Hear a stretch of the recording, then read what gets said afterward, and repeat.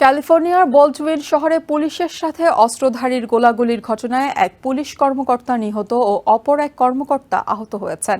শনিবার সন্ধ্যায় এই ঘটনার আগে সন্দেহভাজন ওই অস্ত্রধারীর গুলিতে অপর এক ব্যক্তি নিহত হন। বল্ডউইন পুলিশ ডিপার্টমেন্ট চিফ ও লস অ্যাঞ্জেলেস কাউন্টি শেরিফ জানিয়েছেন, আহত পুলিশ কর্মকর্তার অবস্থা স্থিতিশীল আছে, তবে ঘটনার সাথে সংশ্লিষ্ট কারও পরিচয় প্রকাশ করেনি তারা।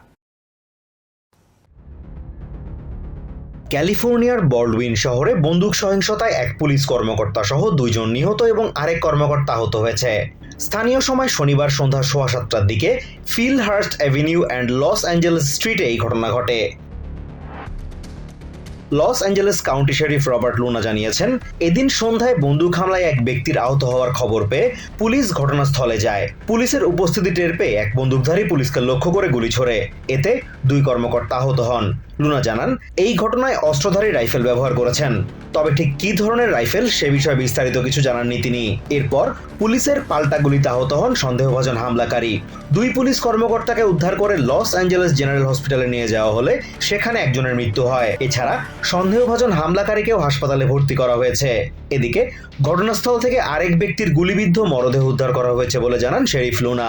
এই বিষয়ে প্রাথমিক তদন্ত শুরু হয়েছে জানিয়ে শেরিফ লুনা গণমাধ্যম কর্মীদের প্রতি এই বিষয়ে কোনো উড়ো খবর প্রচার না করার অনুরোধ করেন।